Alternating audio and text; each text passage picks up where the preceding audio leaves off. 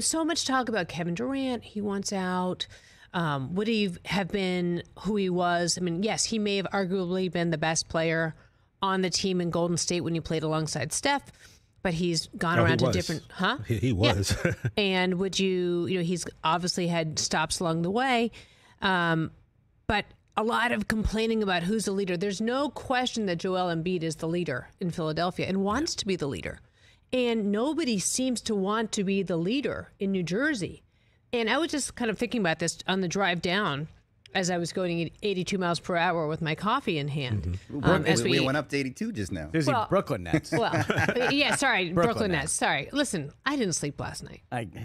She's doing 5 minutes worth of research. Chris, leave her alone. By the way, I like the Nets. Okay, I mean the Brooklyn Nets. All right. Thank you very much.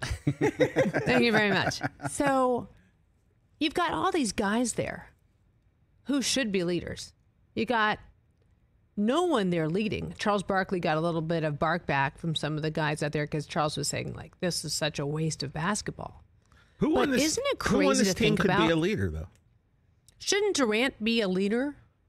Is he the leader? There's only 2 people on this team that could really be considered leader. One is not playing, and one is Durant. And Durant is more so, and Chris, we say this all the time, KD wants to wake up, play ball, have breakfast, play ball, eat lunch, play ball, have dinner, play ball, go to sleep, rinse, wash, repeat. That's all that guy wants to do. So I don't know if he's necessarily a leader. I don't know that that's the position that he's looking to fill. Yeah, really good article that Chris Haynes dropped with KD after they got blown out by Sacramento the other night, and he gets into some of that stuff with some of his quotes, like talking about the Kyrie situation, even going back to last year about not getting vaccinated, Kyrie. And he's like, what, I'm going to tell another grown man what to do? Like, this is about basketball. I'm here for basketball. He's out there in a 30-point blowout because he wants to play.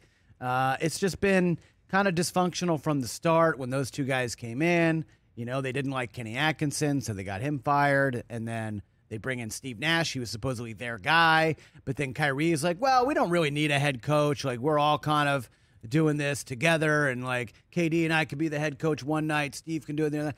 Like, wait, what? Oh, Steve Nash, 2-time MVP. Like, what are you talking about? And then, Josiah comes in and says his things, whether he wants to go that route with the anti-Semitic stuff or it's kind of a broader thing of, hey, I'm taking back control of this organization because I don't have it, because I kind of gave it up to these guys, and it's really gone south. So it's just it's kind of troubling just from all aspects in terms of Brooklyn. I don't think they're going anywhere. They're not going to win. This whole Kevin Durant and Kyrie thing is going to be seen 10, 20 years down the road as just a huge failure. Catastrophic failure. It's so true. And it's too bad because KD's one of the greatest players of all time. Kyrie Irving, all the other crapola aside, like from a basketball standpoint, one of the best playmakers we've ever seen.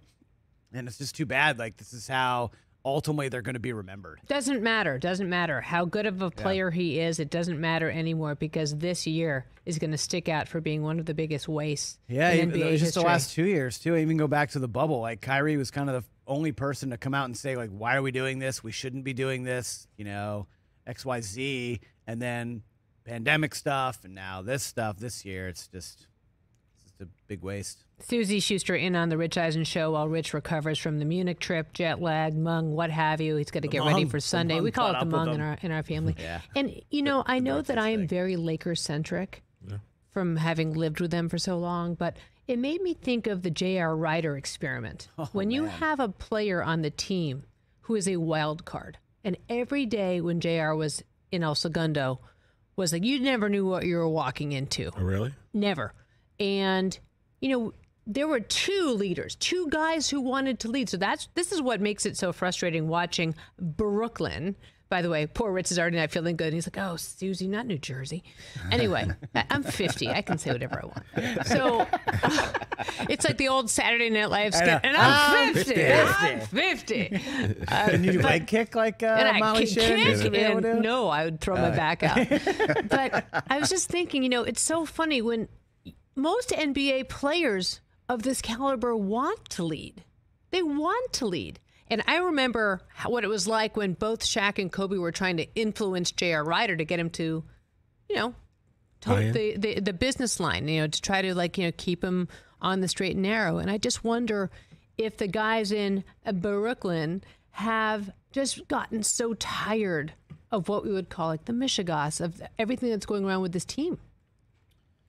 Probably. Yeah, I don't know. It remains to be seen. It's not translating into wins, that's for sure. I mean, some of the comments Durant made the other night, it seems like he's a lot happier. He talked about wanting to be pushed harder in practice. I guess maybe Steve Nash wasn't doing that. He wanted to kind of be coached hard, so to speak. You hear that about Tom Brady. He wants to be coached. Kevin Durant is the elite of the elite, TJ. He wants to be coached hard.